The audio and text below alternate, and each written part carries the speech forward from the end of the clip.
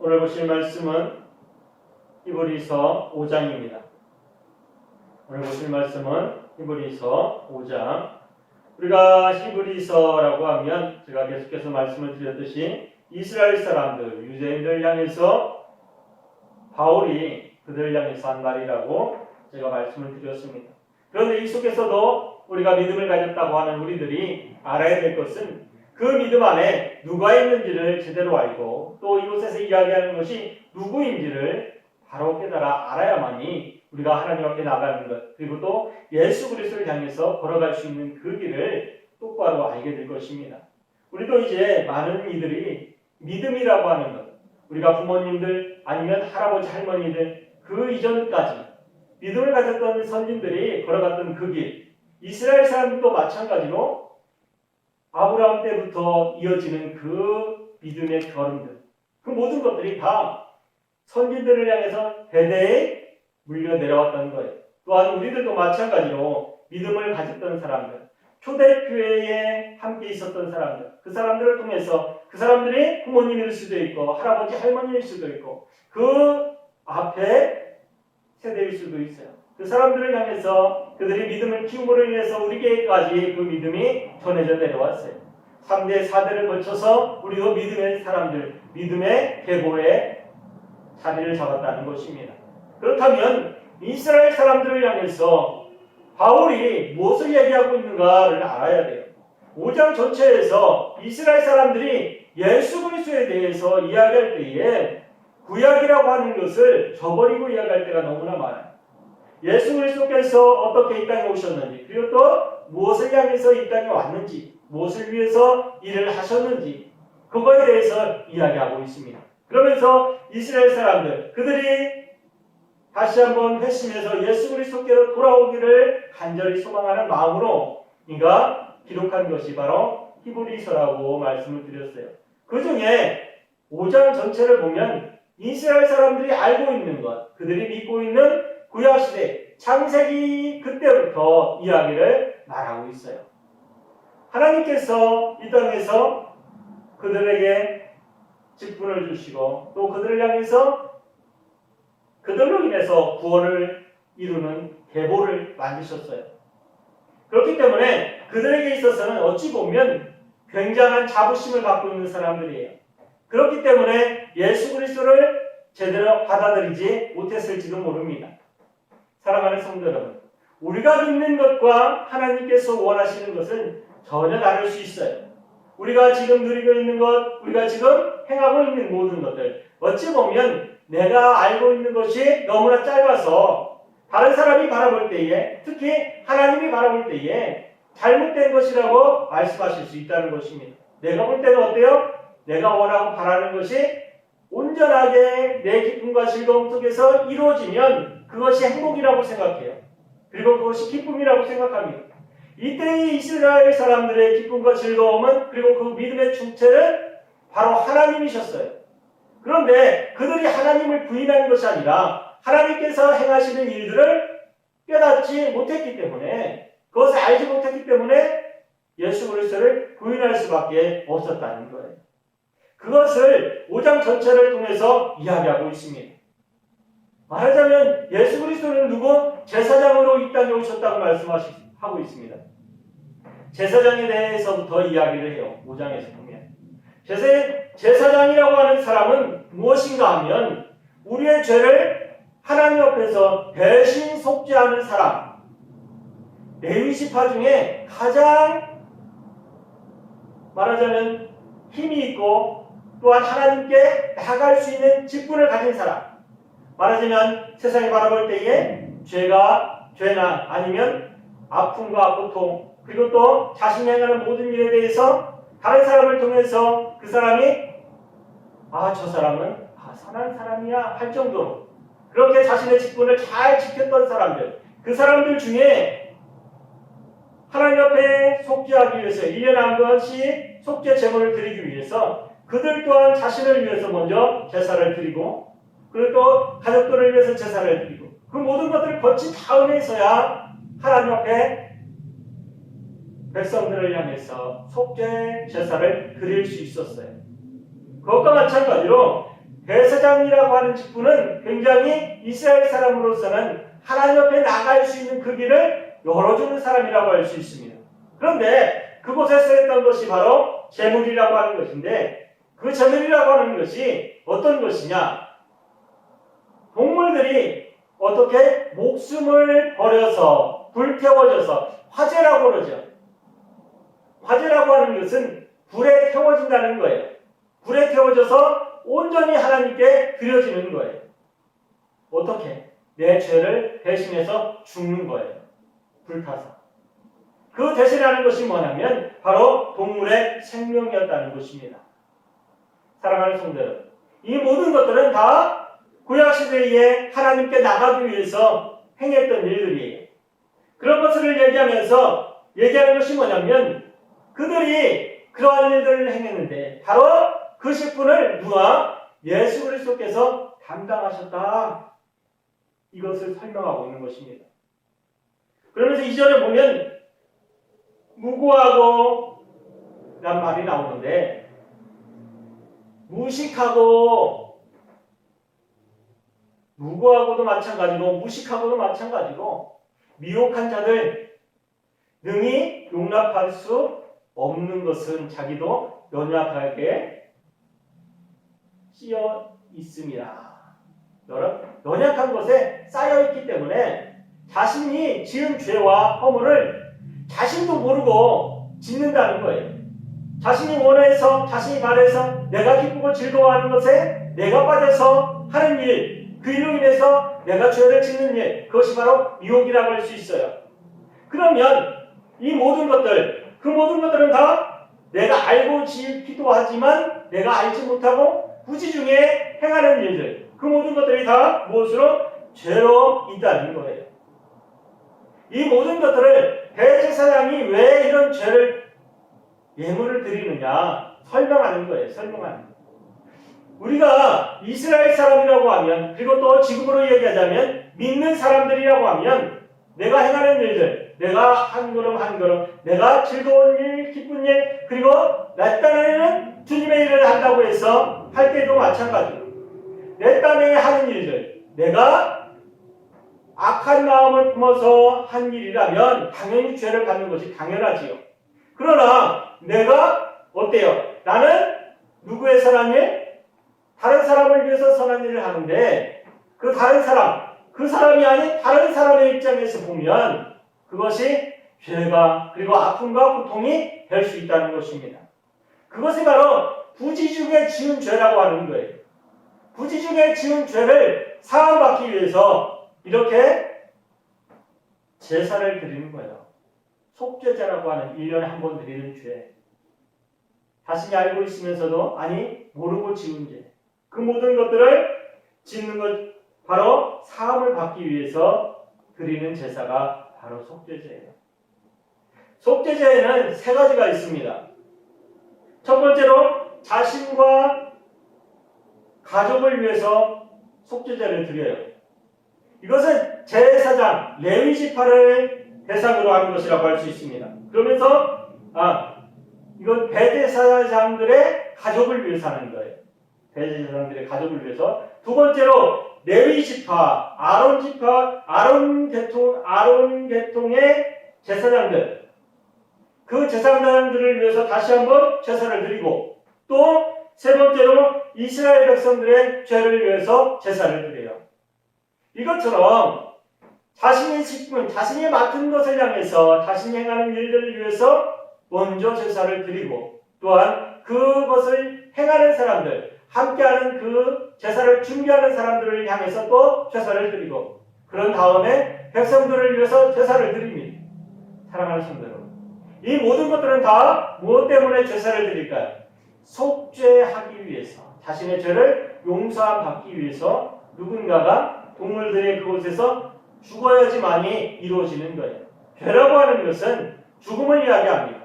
죄라고 하는 것은 용서함 받지 않으면 죽을 수밖에 없는 거예요. 많은 사람들이 이야기할 때에 죄라고 하는 것, 물 한가운데에 큰 덩어리를 던진다고 해서, 그리고 던지는 것과 조그마한 덩어리를 던지는 것, 무엇이 물에 뜰 수 있을까 한번 생각해 보세요. 큰 거를 던진다고 해서 물에 뜹니까? 아니요, 가라앉죠. 그러면 작은 것을 던진다고 해서 물에 뜰 수 있을까요? 아니요. 모두 가라앉을 수밖에 없어요. 왜? 그곳에는 좁은 것도 죄고 큰 것도 죄이기 때문입니다. 그런데 그것을 띄울 수 있는 것은 바로 배라고 하는 거예요. 배라고 하는 것. 배가 큰 것이 있다면 큰 돌덩이를 얹어도 물에 가라앉지 않아요. 그러면 작은 것을 던지면 작은 것도 가라앉지 않겠지요. 그것과 마찬가지로 그 죄라고 하는 것을 용서함 받기 전에는 우리는 가라앉을 수밖에 없는 사람, 죽을 수밖에 없는 사람이라는 것을 이야기하는 것과 마찬가지입니다. 사랑하는 성도 여러분, 죄라고 하는 것은 그냥 있는 것이 아니에요. 그것은 내가 죽기까지 내가 주님 앞에 나가서 내가 서 있는 그 자리에서 그 죄의 용서함을 받지 못하면 우리는 다 죽을 수밖에 없는 사람들이 이러한 것들을 이스라엘 사람들에게 이야기하는 것입니다. 그러면서 얘기하는 것이 뭐냐면 멜기세덱에 대해서 이야기해요. 창세기 14장에 보면 멜기세덱에 대해서 나옵니다. 그 사람은 어디서 왔는지 어디로 갔는지 알지 못하는 사람이에요. 그러면서도 제사장이라고 이야기하고 있습니다. 사랑하는 성도 여러분, 그것은 그 직분은 어떻게 보면 예수 그리스도와 너무나 닮아 있어요. 그리고 또 그 사람은 멜기세덱은 지극히 높으신 하나님의 제사장이요 살렘 왕이라고 이야기하고 있어요. 예루살렘의 왕, 바로 하나님께서 그를 제사장으로 맡긴 사람. 그런데 이곳에서 보면 예수 그리스도께서도 마찬가지로 대제사장직을 맡았고 우리의 왕이라고 이야기하고 있습니다. 그러면서 아브라함과 떡과 포도주를 함께 했던 사람, 그에게 떡과 포도주, 그것은 무엇입니까? 예수 그리스도 앞에 우리의 살과 피를 이야기하고 있어요. 주님께서도 마찬가지로 우리에게 포도주를 우리에게 주셨어요. 그러면서 말씀하시기를 이게 나의 살과 피라고 이야기하고 있습니다. 사랑하는 성도 여러분, 예수 그리스도와 멜기세덱에 대해서 이렇게 쭉 얘기하면서 그분이 바로 누구라고? 예수 그리스도라고 이야기하는 거예요. 시작과 끝 우리는 알지 못합니다. 주님께서도 어디서 오셨는지 어디로 가셨는지 우리는 말할 수 있지만 그것을 증명할 수 없어요. 사랑하는 성도 여러분, 우리에게 있어서 믿음이라고 하는 것은 어떤 것이냐면 내가 지식으로 우리가 알고 있는 이성으로 그를 표현할 수 없기 때문에 그것을 표현할 수 있으면 얼마나 좋겠어요. 하지만 그것을 표현할 수 없습니다. 믿음이라고 하는 것은 바로 예수 그리스도를 내가 믿고 있다고 하는 것은 그것을 인정하는 것이고 내가 그것을 받아들이는 것이지 그것을 설명하는 것이 아니라는 거예요. 그러면서 9절에 보면 온전하게 되었은즉 인간이 받아들이는 것 그리고 고난을 인간의 육신으로 육신으로 받아들이는 것. 사랑하는 성도 여러분, 9절을 보면 예수 그리스도에 대해서 이야기하고 있습니다. 예수 그리스도께서 이 땅에 오신 것은 무엇을 향해서 오셨을까? 자신이 고난을 그대로 받아들였다는 것이에요. 그것은 뭐냐면 인간의 옷을 입었다는 것입니다. 많은 사람들이 예수 그리스도를 이야기할 때에 신성을 강조해요.